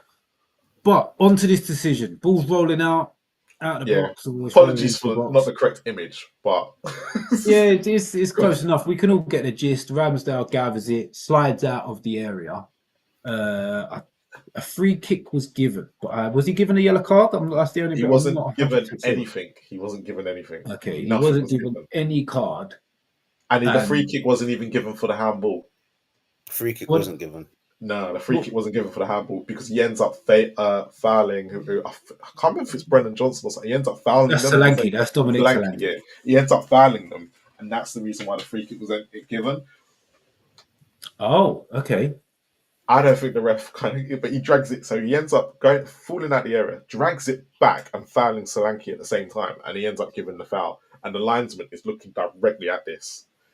Now, a lot of Spurs fans said he should have been sent off, and I went, well, probably not, because it wasn't a goal scoring opportunity. Because Solanke has to do a lot for it to be a goal scoring opportunity. And it's Dominic Solanke, for God's sake. It's like I what they expected him to do? Take a touch? Was they expected him to curl it in with his left foot first time from there? BA. No, I might have given it to Brendan, innit? Brendan's on form. Brendan only scores when it's cut across the box and he's on the corner of the 6 yard. That is it. That's his goal. Trademark goal, mate. But yeah. For me, I just think it's a weird one. I think the referee probably did get it right, but it was the handball outside. It sounds like, from what you said, he got it right for the wrong reasons. Yeah, he got it right for the wrong reasons. Yeah, he got away with it. But again, it's just Ramsdale being an idiot. Yeah, it's crazy. It's never a red. He definitely should have probably got a yellow for handling the ball outside the box. But yeah, no, nothing more than that. Because even then, if it drops to Solanke and takes a touch, whoever the defender is, I don't know what the defender's actually doing there. It looks like he's striking a post, but Solanke's also got around him before it becomes a clear goal scoring opportunity. In that situation, he's looking at it going, "Oh, my goalkeeper's got this. I don't need to do anything." But Ramsdale, I don't know what he was doing. Completely. Yeah, I don't get how he makes up 4 yards to get outside the box here. How does he manage that? His momentum. He slid to try and protect the ball, but then his momentum is carrying him out of the box. Yeah, and then he passes it back in. Yeah, it's crazy how he's gone that far. But and the linesman's missed that, but then they've seen the foul on Solanke because he's trying to get back in the box.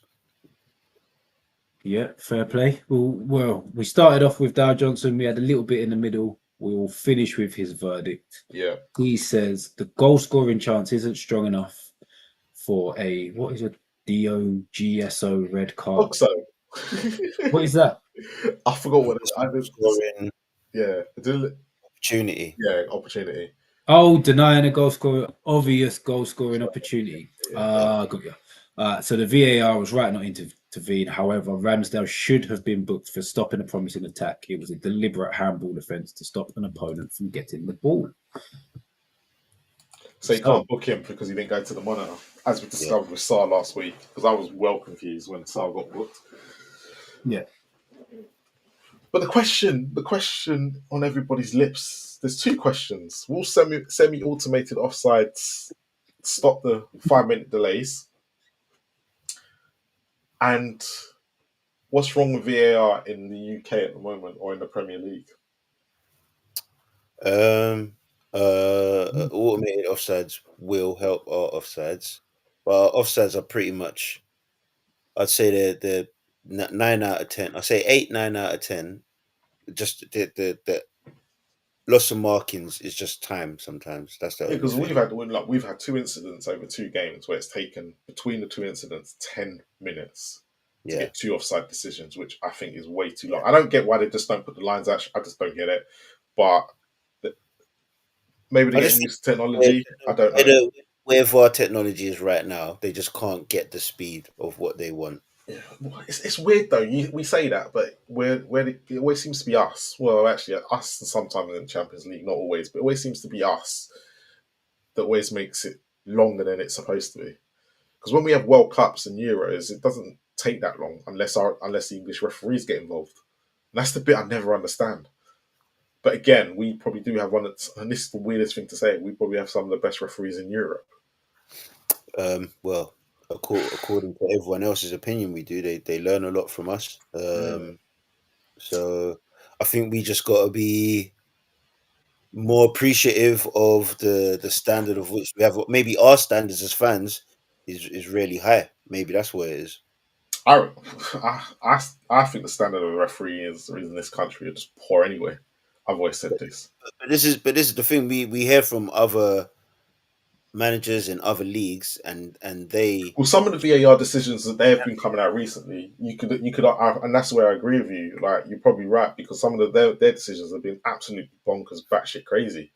And would probably, if it was here, it'd be in the press every day, especially if it was Liverpool or Arsenal. Yeah, I think we genuinely only think our referees are worse. It's because we see more of it. I don't yeah feel see like it on a regular it's basis.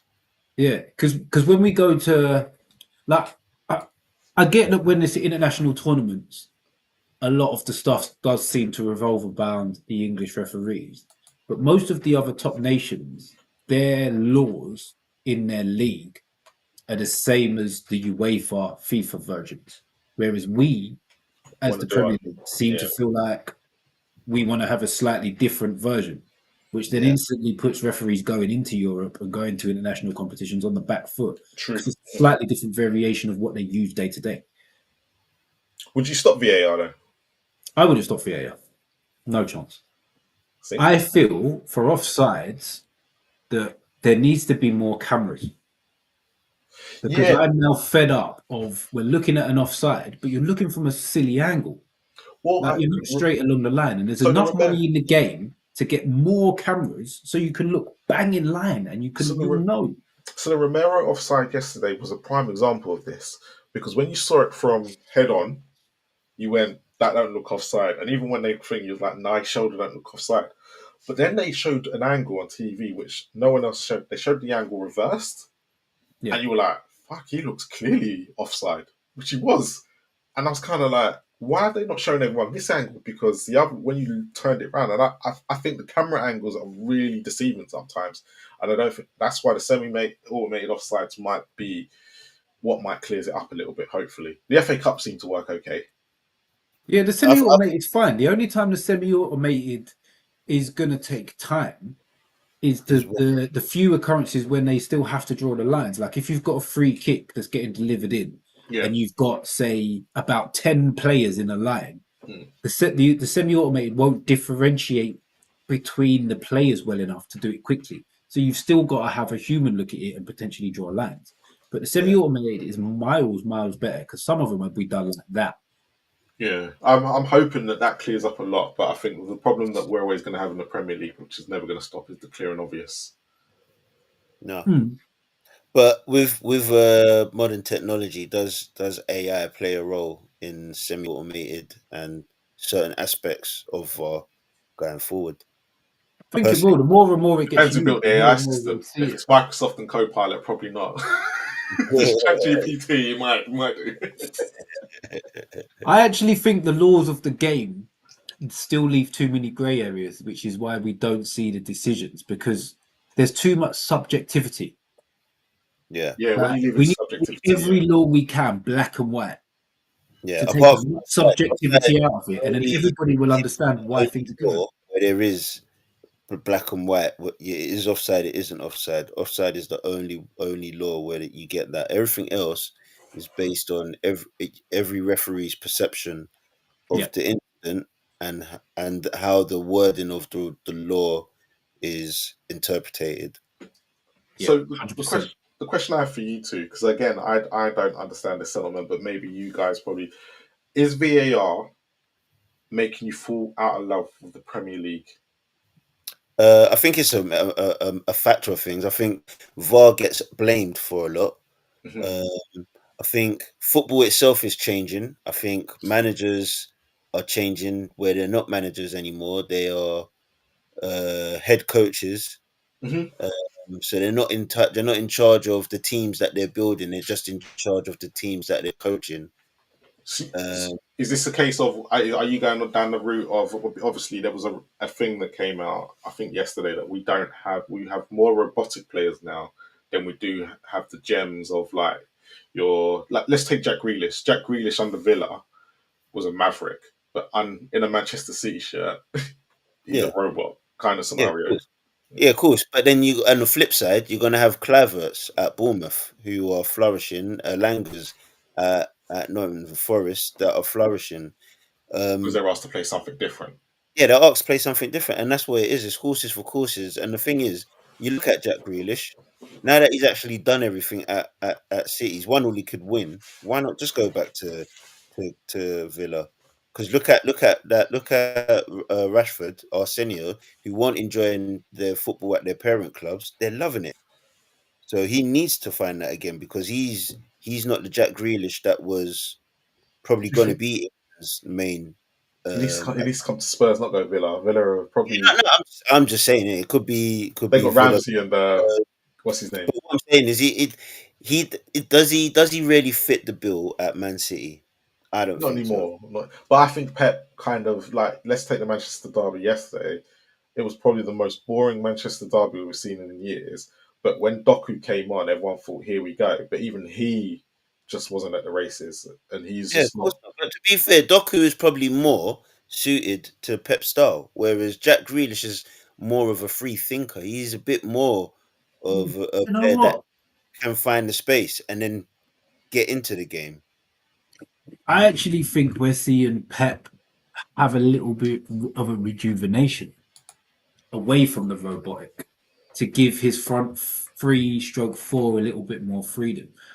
I've been looking at what the signings he's been making and the way he seems to be building a team for next season to go away from being so heavily reliant on one pivot.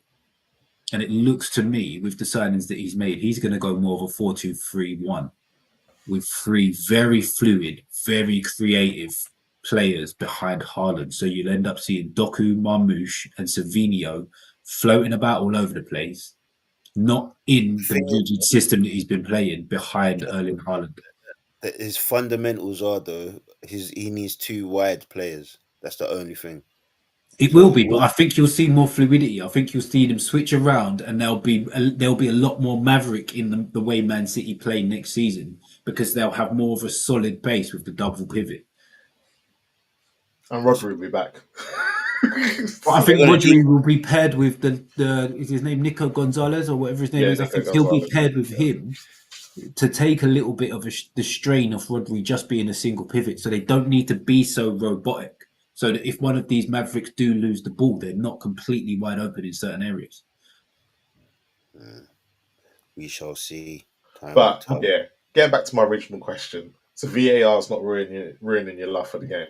Not even close to it. Oh, well, this is the bit I don't get because I like Ange came out and goes, "This is not the game I fell in love with," and this, that, and the other. But we'll like in football, we're always going to have things that change. It's Yeah, about moving the needle. But am I yeah, but still am I you still know what? entertained? With that statement, if Spurs were sitting fourth, would Ange be saying the Well, same this is the thing? thing. Well, let's take yesterday's game, right? And I wanted to go back into yesterday's game. We needed a VAR incident to make that game exciting. The fact that nothing happened, most of the Yeah. games are becoming like that, where if the VAR incident's not happening, they're becoming boring in the Yeah, sense of you know, because this is the thing, right? In when we was watching Premier League when it was Sir Alex Ferguson, Mourinho, Wenger, Rafa Benitez, those guys they had their strategy, their tactics, but everything wasn't so automated. It wasn't so, there was the players were told to go out there and figure it out. you're blaming Pep in it. I'm not blaming Pep. What I'm saying is that we're asking, like, you're not gonna get your G Franco Zolas anymore. Players that could just go out there and figure things out, work hard for the team, and then Yeah, switch it on. You know, Palmer was doing that for part of the season, but he's a young lad, so he's gonna. He's been what's happened to Palmer. I feel is that obviously managers are now putting a he lost, blueprint on how he to lost stop. Nicholas Jackson. I think Nicholas Jackson not being around played a massive part in Oh Parma. yeah, that as well. That as I well. actually think Palmer's. I think the same thing's happening to Palmer as what we're saying happened to Grealish at Man City. I think I he's think being reined in. I it's, genuinely feel like there's too many of these managers are narcissists. Like they don't want anybody to go against the grain. It's my way or get the hell out. And there's too He, many that are the same. apparently, he but come out and said something like that, didn't he? About Enzo and the goalkeeper. If the goalkeeper kicks it long. he will never play for me again. Maresca apparently said this. Yeah. So And this is the problem with the game. As much as you want them to play to your style of play, every now and again they need to make a decision that they're allowed to make that's outside of the game plan. Like you don't want everybody just like because it. Yeah, I couldn't play for guys like that because if it's not working, someone's got to do something different, and you would lose so many of the great moments in football if well, they were saying every that single player went down that route. there's a stat that apparently there's less goals being scored from outside the box than there were, say, a couple of years ago because we're losing that intensity where a player like Son will take it all of a sudden and will take that shot from outside the box and put it in the top corner. Apparently we're losing that now. Like that's become a lot less over the last couple of seasons, which I think is astonishing if that's the route we're going to go down. So maybe, Well, I know people saying, I know people are blaming VAR for now, but actually, if VAR wasn't there, is it the systems and what everyone's playing at the moment could be the cause of the issue? I genuinely feel like the managers and the systems are causing it, but all it takes is one Yeah. come and win with an expansive style of play, and everybody will start going back to Mavericks and playing the expansive style away because it's the way that wins. But Yeah, it has to be based on results. So if you can get results, then you will see it. If it doesn't produce results, then you won't. And I think that's just where it is. We're just in the cycle of what we're in at the moment. We've got a lot of progressive managers that have different ideas on how to play progressive football in terms of it being mainly pass based. So through the lines of defense, minimal long balls, but long balls with high success rate in terms of from deep areas into wide areas where you can hit your wide man who's going to be in acres of space because the defensive shape now, everything's all compact. So you're never going to have, say, for instance, Van Dijk in his position and Mo Salah being marked. So that pass is always going to be on for a player like Van Dijk. And those are the kind of long balls that teams are going to be playing. That's the only type of long balls that they're going to play consistently. Whereas, what game was it?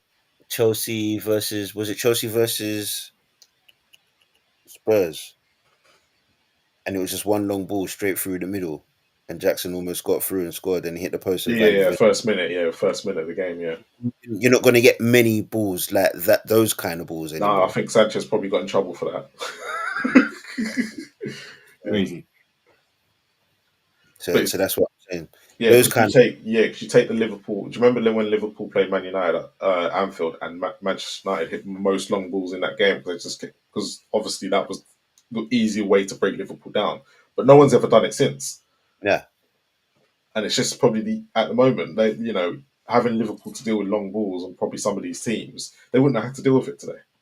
To be fair, we did it in the cup final. You did it in the cup final, yeah. You lot did. We isolated certain players with Joe Linton and hit Joe Linton's head a results. Yeah, but that's the thing. When you do it and get results, everyone's happy for you. But when you do it, you don't get the results. Then it's like, no. Everybody's calling you stuck. You're getting criticised. So, Arteta. There you go. But yeah, no, it was just a question that came up, and especially when Ange came out of it last week, and like when people are agreeing, I'm like, I still love the game. I don't think VAR has ruined it. Even when I've been to the stadiums and I've had VAR decisions and I'm waiting, okay, the players might not like it, but I'm not sitting there for. It's not like it's every week. Like for this show, the last 2-3 weeks before that, we were barely discussing anything. Literally, we've had 2 games, and we've had. It was mostly 2 games that overtook it because the decisions were all made in 1 game instead of over 10. And this is the thing that people sometimes don't get. They always want to talk about the big ones and not the little ones and the little games that don't happen.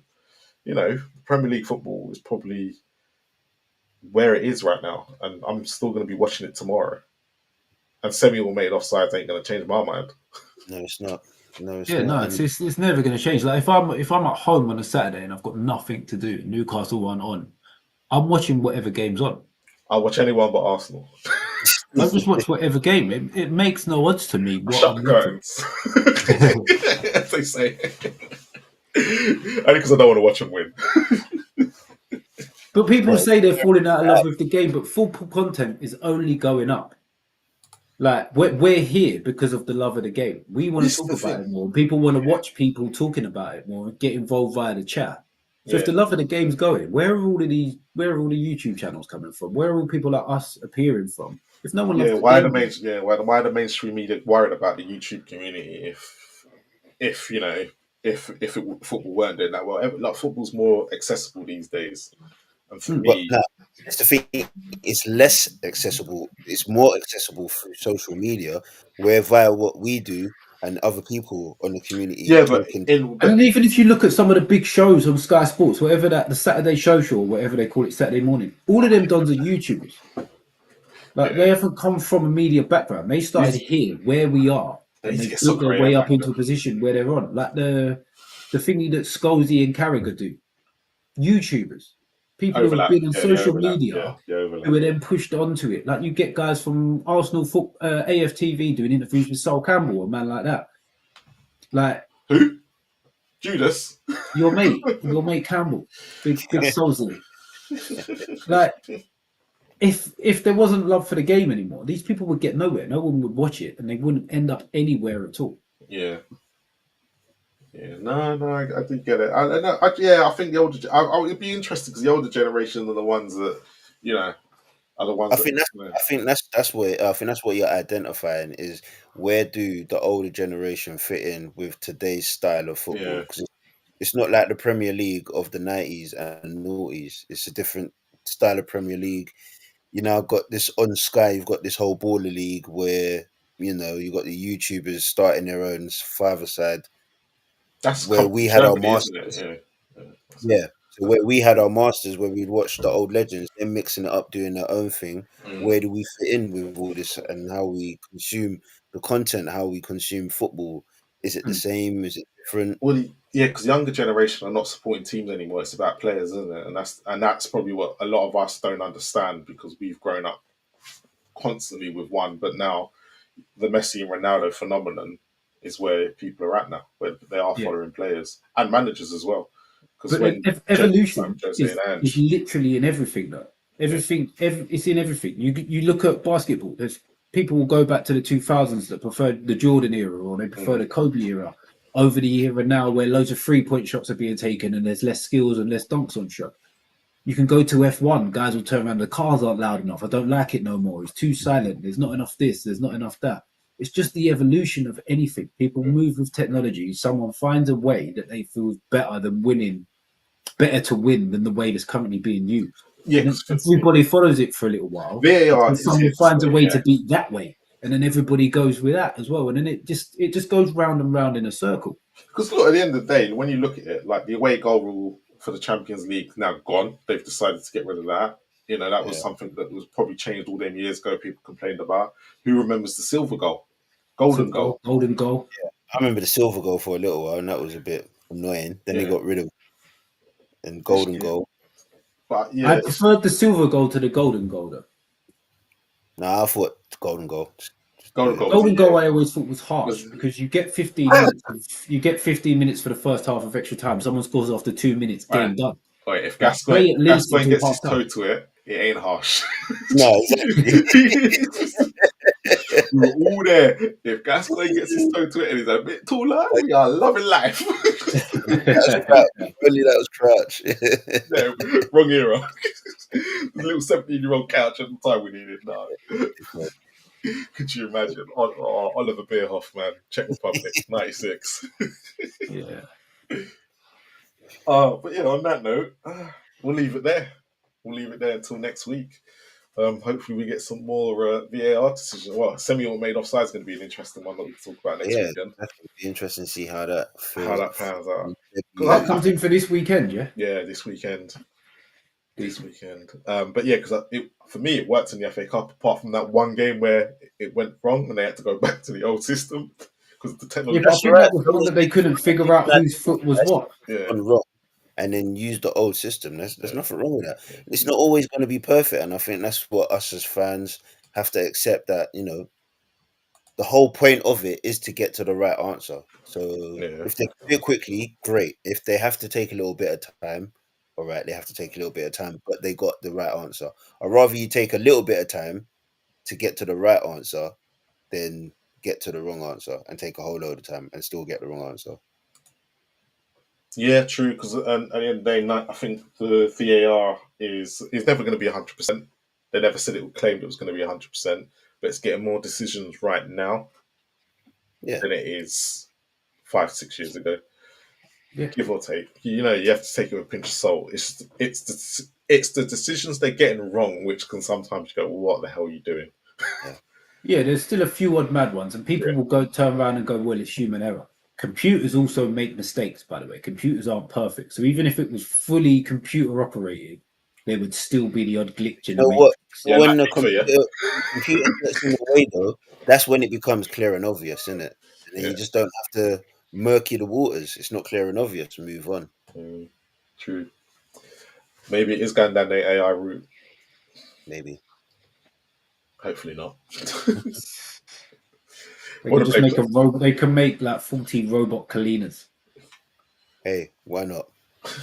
Get his DNA and start now. Let's get it done. When's everyone back on YouTube then? Well, apart from you, Sync, we know when you're back.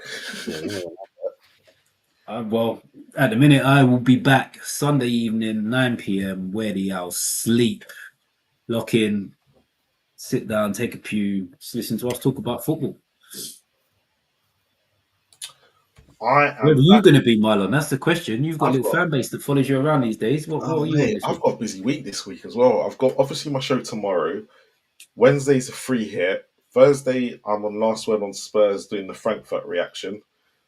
Friday, possibly might do a show that I normally do when I do Tottenham therapy. Depends if we lose or not. Saturday, I could be out, so I'm not doing anything. And then Sunday, I'm back on Last Word on Spurs, and then back on this on Monday. So yeah, I'll be around a lot on YouTube this week.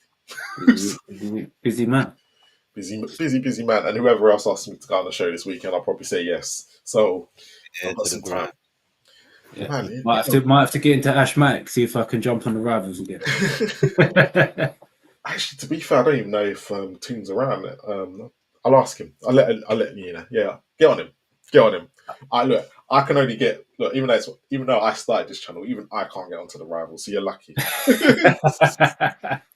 Which, by the way, make sure you people who are tuned in, make sure you tune into the rivals Wednesday because nobody in the top 5 won either this weekend, which is Whoa, interesting. whoa.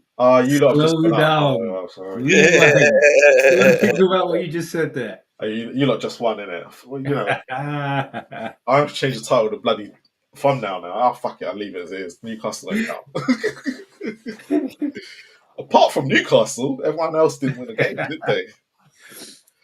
So interesting times in the Premier League again. Very interesting times. But on that note, make sure you like, subscribe, and comment. Leave us comments of what you'd like us to talk about as well. If there's any incidents over the weekend that you see, we'll pick it up. Hopefully, I think Chris is back next week, isn't he? He said he was, Apparently. yeah. It was just this week he'd miss it.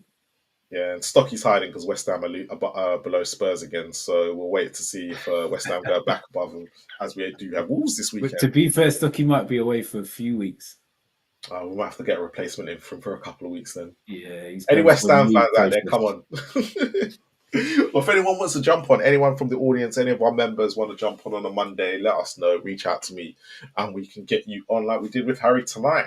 Thanks to Harry for tuning in. Make sure Scarfy, I think he's changed his channel name. I swear he has. But Scarfy Talks Spurs, Scarfy Spurs Talk is his channel, but you can find him at Harry2022 on YouTube as well if you put the @ sign. But as always, thank you to all the audience, thanks to everyone that stayed tuned in, and as always, come on, you Spurs. Good night, lads.